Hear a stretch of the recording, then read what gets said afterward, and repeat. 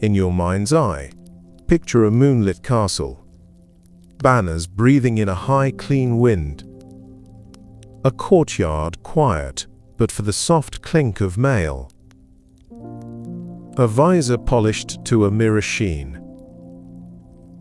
The storybook knight waits by a lantern, sworn to noble quests, courteous to ladies, fearless with dragons, armor bright as a new coin. It's a comforting image, order and honor in a world of rough edges, and it has lived a long time in our books and films and lullabies. But under that shining surface was a life far heavier than legend. Steel that pinched and boiled in summer. Training that began in childhood and never really ended. Horses that cost fortunes. Wounds that healed crooked. Nights of cold watch on wet stone. Glory was rare. Debt, fear, and exhaustion were not. The visor that glitters in our imagination also narrows the world to a slit of breath and noise. Tonight, we're going to walk slowly through that world. We'll stand in the armory, feel the weight on a shoulder, listen to hooves in mud, count the quiet costs that myths don't mention. No hurry, no judgment. Just a calm, steady peeling back of the storybook page until the human face looks back from behind the helm. If you drift, the knight can keep the watch. Picture a child of 7 years old. In our world today, that might mean a child still learning to tie their shoes without hesitation, still reaching for reassurance in the night, still more interested in play than responsibility.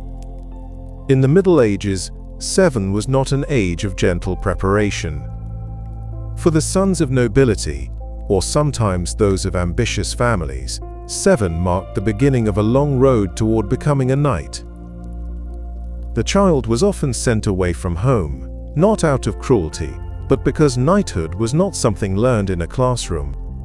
It was absorbed by living in the household of another lord, immersed in the rhythms of service, discipline, and martial training. These young boys were known as pages.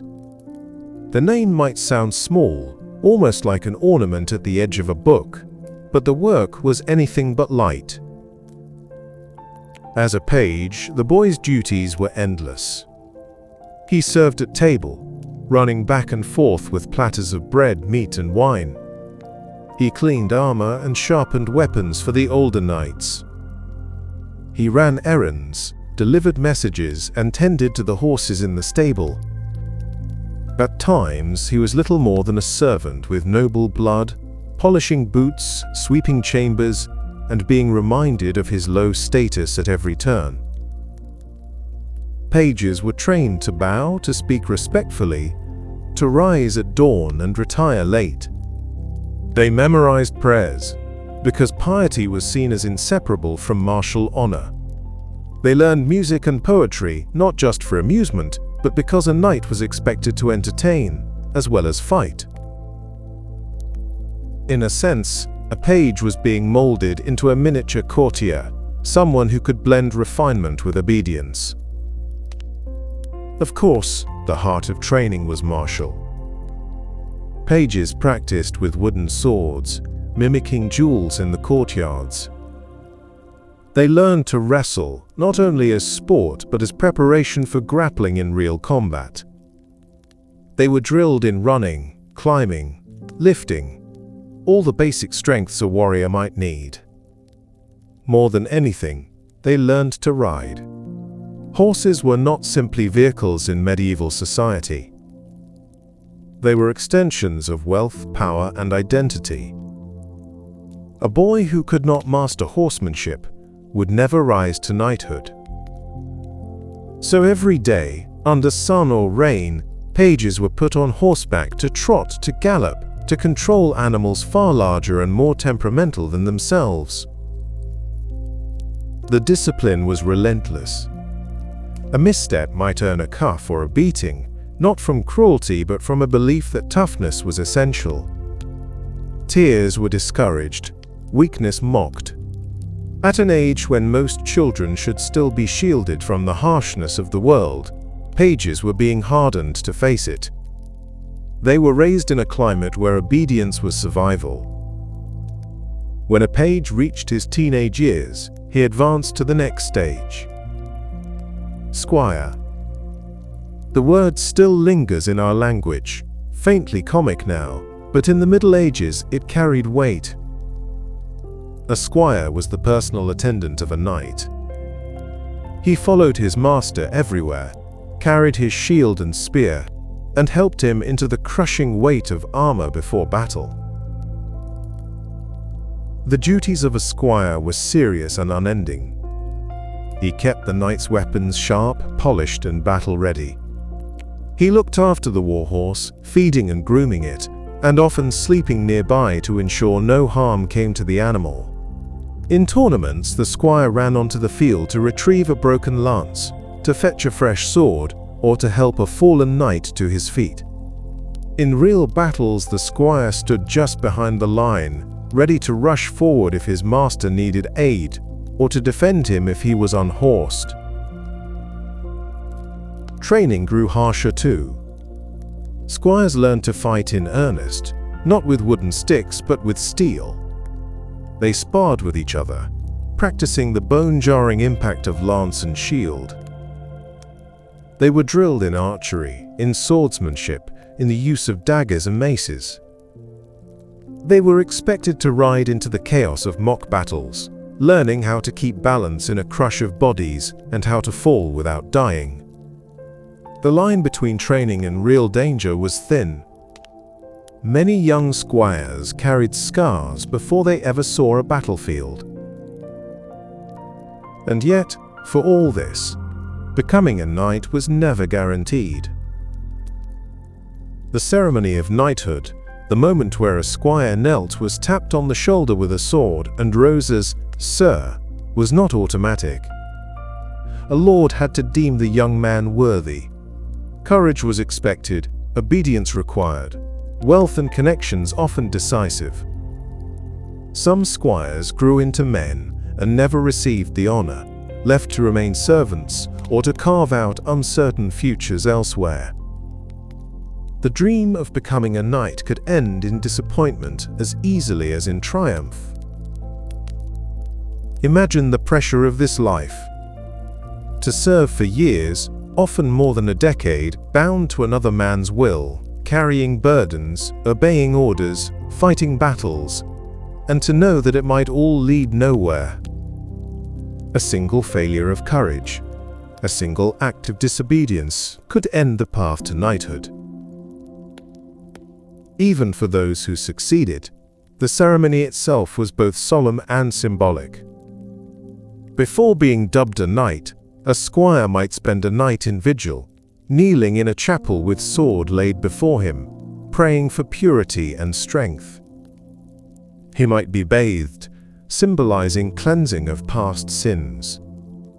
He would swear oaths of loyalty, piety, and service, promises that often carried more weight in theory than in the harsh reality of war and politics. Finally, the sword tap on the shoulder and the new knight was born. It sounds noble, almost sacred, but consider what it took to arrive there.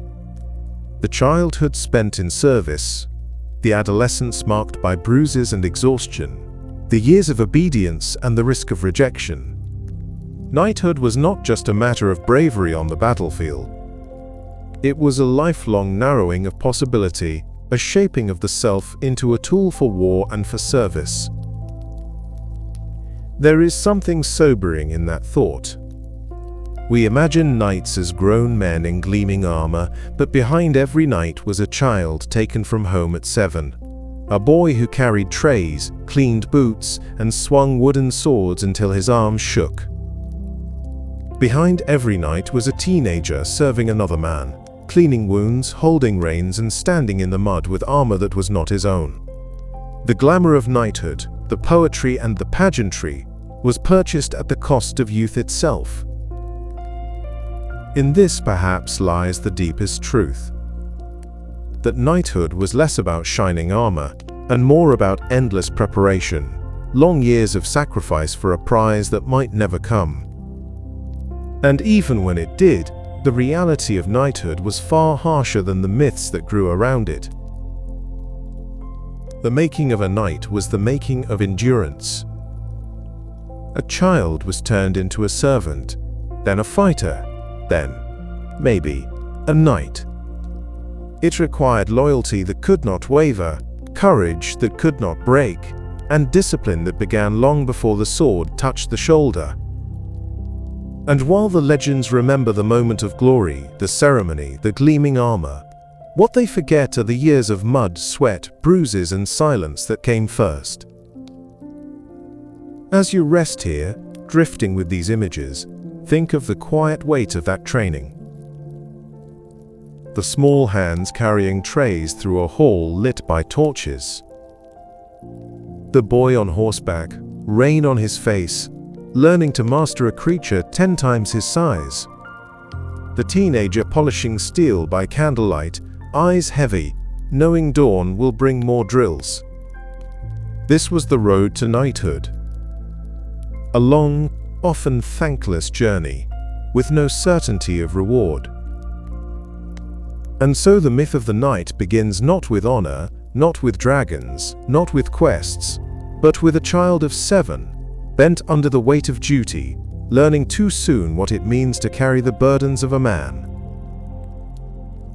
The image of the knight gleams brightest when we think of his armor.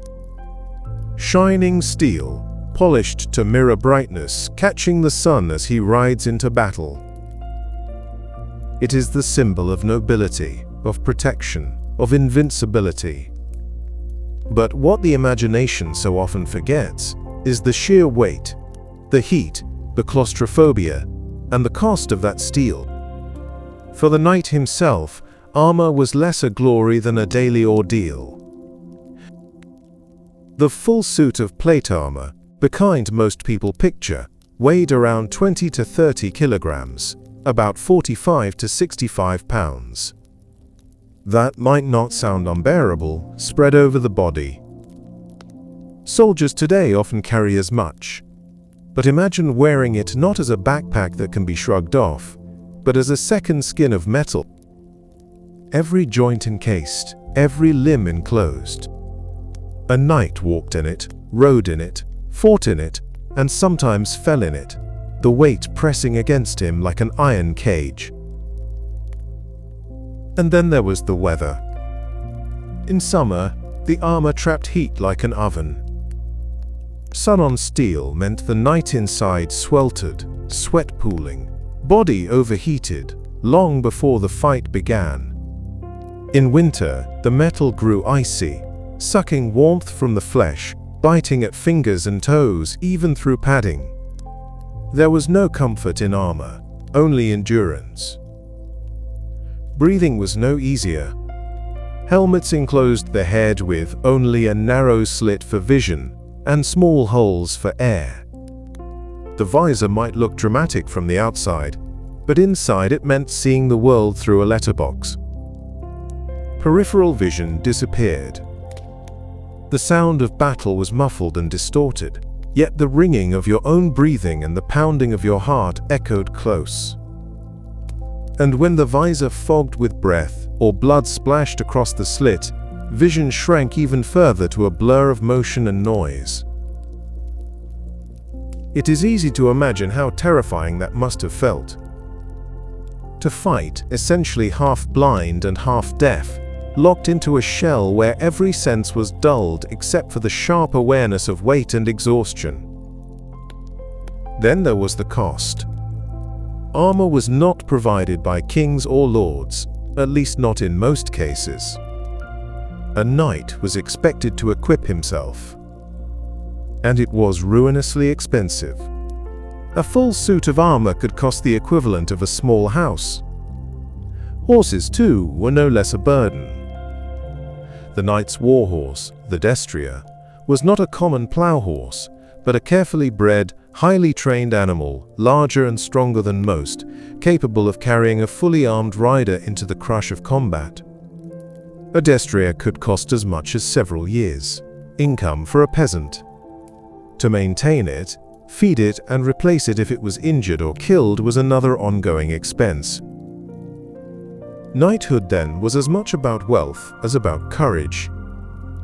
Without deep pockets or the support of a wealthy lord, few could afford the arms and armor that were necessary to play the part of a knight. And for those who could, the constant need for repair, replacement, and upkeep drained fortunes quickly. There is also something seldom mentioned in the legends: the smell. Armor was not something worn for an hour of ceremony and then taken off. In battle, or even during tournaments, a knight might wear it for long stretches, padding soaked with sweat, grime collecting where metal rubbed against linen. Cleaning armor was difficult. The steel could be polished, yes, but the padded underlayers, the quilted gambeson, were rarely washed. Over time, they became stiff with salt and dirt. Imagine the odor. Sweat trapped in thick cloth, mingling with horse, with mud, with blood. The shining knight of our stories was, in truth, a man in a stinking metal prison. And the armor, for all its weight, was not invincible. A longbow arrow, loosed from the right angle, could pierce plate. A heavy mace could dent and crumple it, crushing bone beneath. Falling from a horse could leave a knight unable to rise quickly, his joints caught and clumsy in the plates. For all its cost, for all its misery, armor did not guarantee safety. It only gave a little more time before exhaustion, or accident, or a lucky strike decided the matter.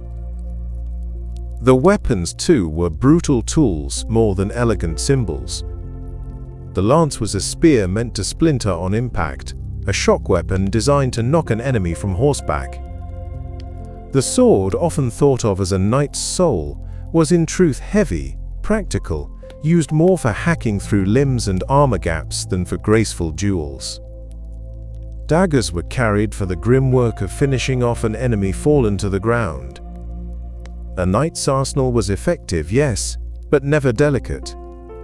It was built for carnage, not chivalry. Consider the irony. In paintings and poems, knights appear polished, graceful, almost shining with effortless nobility.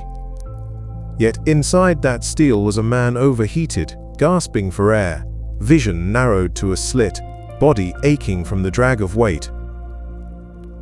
He was riding a horse that cost a fortune, wielding weapons that were crude in their purpose, all while sweating into armor that smelled like a damp cellar. It was not glamorous.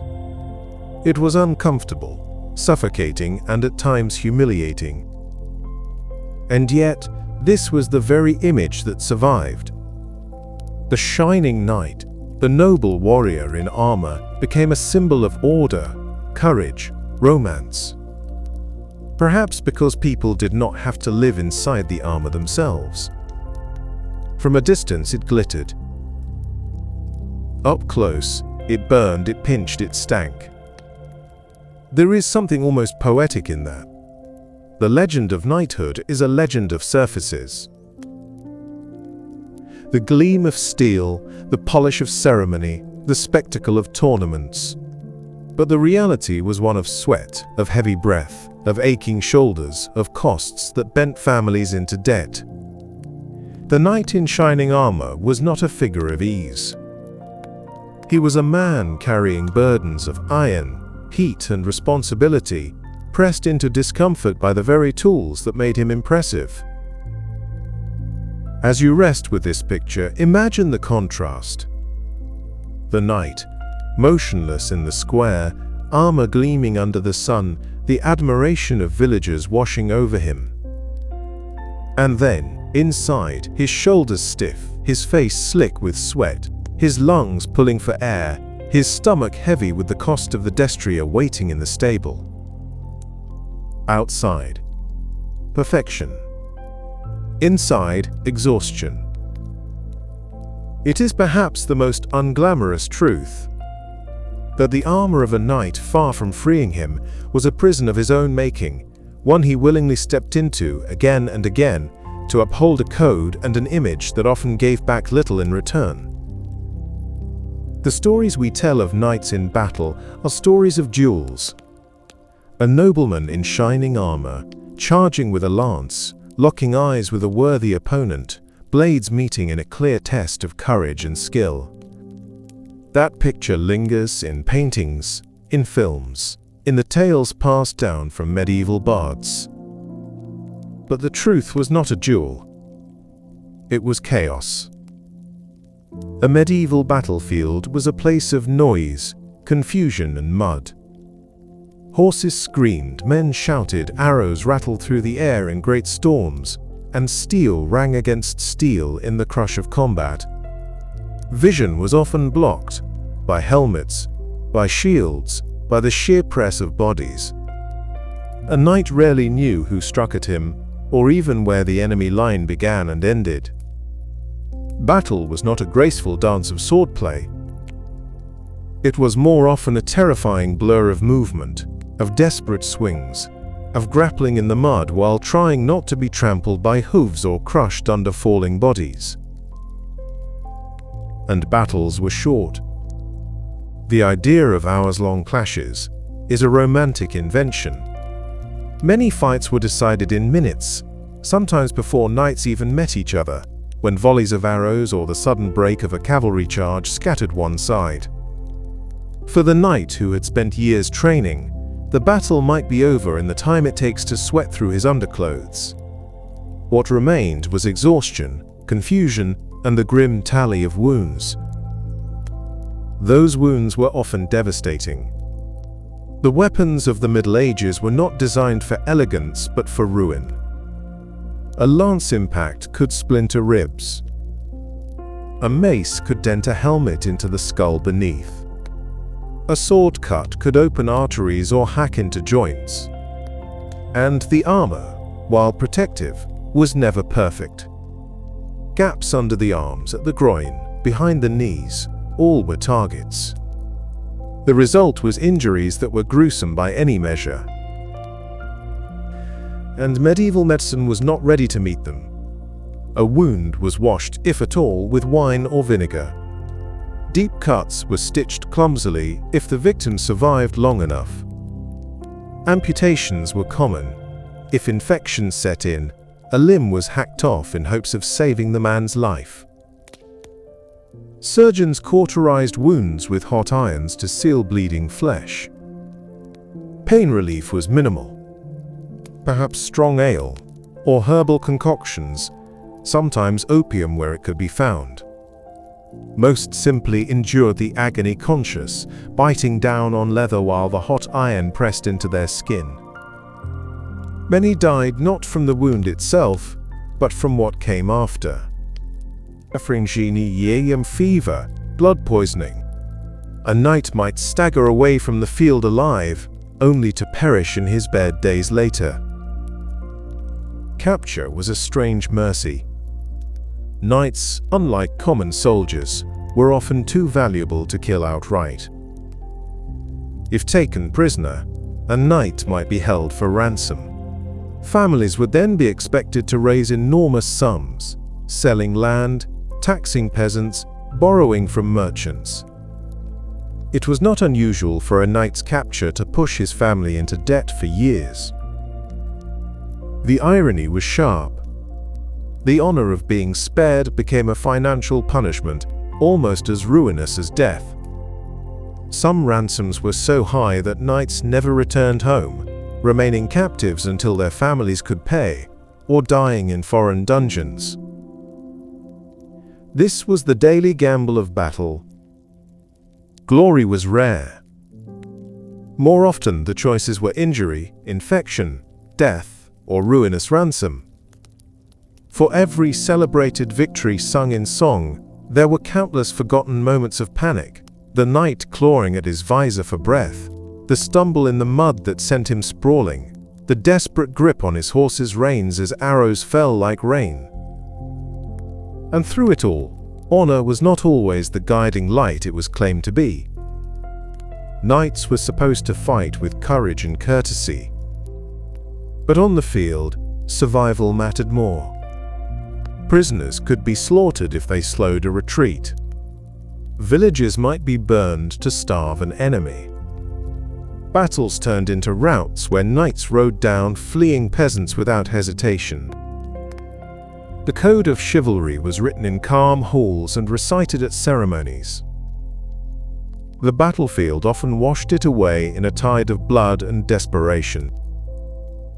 When we look back, it is easy to imagine knights as calm, elegant warriors, measured in their movements, precise in their strikes. But the reality was a man gasping inside hot armor, ears ringing, eyes blurred, swinging blindly in a storm of mud and blood. He did not look like a hero from a romance. He looked like someone fighting to stay alive in a world reduced to noise and chaos. Consider the contrast.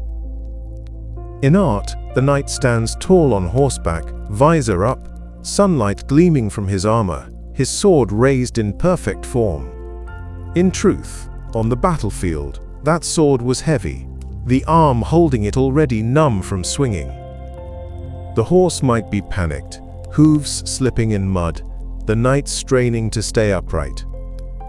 Around him, allies and enemies blurred together, cries of pain mixing with the clash of iron. There was little elegance, little nobility, only fear and fatigue, and the raw instinct to endure one more moment. And yet, despite this, the image of the noble knight persisted. Perhaps because people needed the myth. It was easier to imagine shining heroes than to face the reality of shattered bones, mangled limbs, and families bankrupted by ransom. The legend of knighthood was clean, inspiring, and timeless. The truth of battle was muddy, brutal, and brief.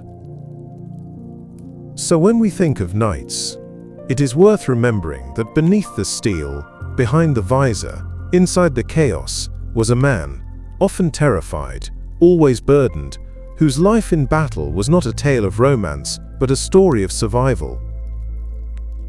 The knight was bound not only by steel but by words, by an idea called the code of chivalry. It is one of the most enduring images of the Middle Ages. Loyalty to one's lord, piety before God, honor in conduct, and service to women. Chivalry was supposed to lift the knight above the brutality of war, to give nobility to an otherwise bloody profession. Knights swore to protect the weak, defend the church, and show courtesy even to their enemies. But the ideals of chivalry were often more parchment than practice. In reality, knights could be ruthless. They burned villages, extorted peasants, and rode at the command of lords who cared little for justice. Campaigns that were framed as holy wars or noble causes were often little more than raids for land, gold, or political advantage. And when food was scarce, it was easier for knights to take from the poor than to suffer hunger themselves. The shining code of chivalry often buckled beneath the weight of necessity and ambition. Beyond the battlefield, knights faced another burden: the sheer cost of their station. Maintaining the image of knighthood was not cheap. Horses had to be bred, fed, and trained. Armor had to be repaired, polished, and sometimes replaced entirely. Weapons had to be sharpened and updated as new designs appeared. A knight also kept servants, squires, and attendants, each of whom required food and shelter. Even in times of peace, the expenses drained families into debt. To be a knight was to be trapped in a cycle of spending, always trying to keep up the appearance of wealth and readiness, even when the coffers ran dry. And then there were tournaments. To us, they appear as colorful spectacles. Banners waving, trumpets sounding, knights charging in displays of skill. They were indeed entertainment, but entertainment that was violent and dangerous. Jousts, where two knights thundered toward one another with lowered lances, were not gentle contests. A splintering lance could pierce through armor. A fall from a horse could snap bones or necks. Even the melees, large mock battles where knights fought in groups, could end in concussions, broken ribs, or death. For knights, tournaments were opportunities to win fame, to display courage, and sometimes to earn prize money. But they were also gambles with life and limb, as deadly as any battlefield.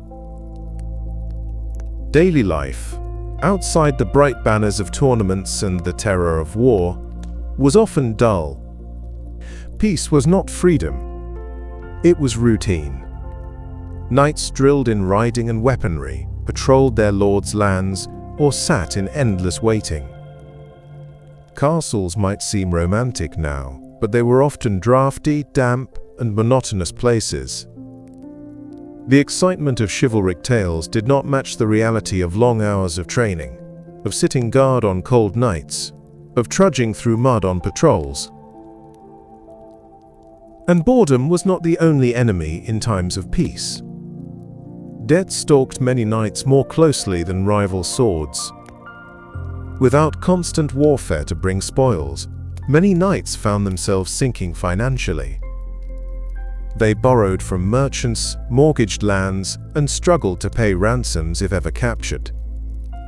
A knight might wear shining armor, but behind it he could be weighed down by invisible chains of obligation and unpaid accounts.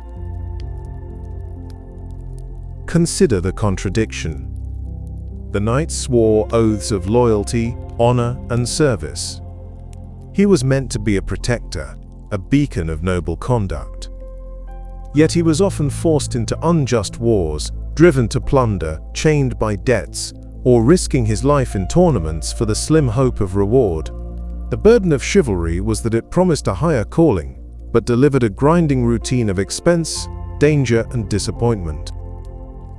And yet, perhaps that is why the myth of chivalry lasted. It gave meaning to lives that might otherwise have felt crushed by mud, steel, and duty. To believe that one's suffering and sacrifice were in the service of honor made the hardships easier to bear. To imagine oneself as part of a noble brotherhood, as a defender of faith and justice, was more comforting than facing the truth of debt, boredom, or brutality. So when we picture the knight at rest, seated in a hall with a goblet of wine, surrounded by tapestries and music, we might also imagine the weight pressing on him. The endless costs, the bruises from tournaments, the expectations of service, the tension between ideal and reality. Chivalry may have been a shining code, but to live under it was to shoulder a burden as heavy as any suit of armor. As you drift with this thought, let the contrast soften in your mind. Outside, the knight appears a figure of elegance and nobility, sworn to lofty ideals. Inside, he wrestles with expense, monotony, danger, and doubt. It was not an easy life. It was, in truth, often a hard and unglamorous one. And yet, the myth survived, polished brighter than the dents in his armor, passed on through song and story, until all that remained was the image of chivalry, gleaming like a sword in the sun. For centuries, the knight in armor was the centerpiece of medieval warfare. He was the image of power, mounted, armored, and trained since childhood. But time has a way of eroding even the strongest traditions. By the late Middle Ages, the knight's dominance was being undone by weapons that cost a fraction of his shining steel. The beginning of the end came with the longbow. A simple piece of yew, strung with hemp, wielded by common archers, could send arrows hurtling with force enough to pierce plate. The longbow required years of training, but in England it became a national weapon. At the Battle of Crécy in 1346, English archers loosed thousands of arrows into waves of French knights, cutting them down long before they reach sword range. The pattern repeated at Poitiers in 1356, and then again most famously at Agincourt in 1415. Agincourt is remembered as one of the great humiliations of knighthood. The French knights, heavily armored and confident, charged across a narrow, muddy field toward a smaller English force. But the mud sucked at their horses, and the arrows fell in relentless storms. Knights stumbled, suffocated in their helmets, crushed beneath one another as they tried to advance. Thousands of nobles and knights, the pride of France, were slaughtered not by equals in single combat, but by peasants with bows, standing safely behind wooden stakes. It was a turning point. The world saw that no amount of armor or training could guarantee victory against disciplined volleys of arrows.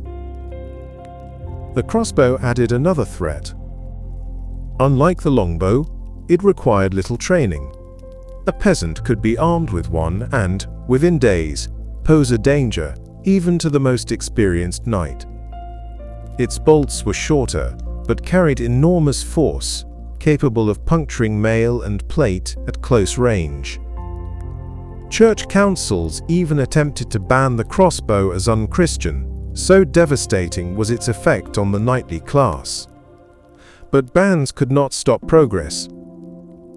The weapon spread, leveling the field further. Then came gunpowder. By the 14th and 15th centuries, crude hand cannons and early firearms appeared. At first unreliable, they soon improved, and by the 16th century they had reshaped warfare entirely. No knight, however noble, could stand long against a line of musketeers or the booming of cannon. Fortifications changed, armies changed, and the armored horseman was left behind. As these weapons rose, the knight's role shifted. By the late Middle Ages, knights were less warriors and more symbols. They paraded in tournaments, attended ceremonies, and carried titles of honor, but their practical dominance on the battlefield was fading. The cost of armor remained high, but its protection no longer justified the burden. Common soldiers with cheaper weapons now determined the outcomes of wars. Yet the image of the knight in shining armor did not vanish. If anything, it grew brighter as the reality grew dim.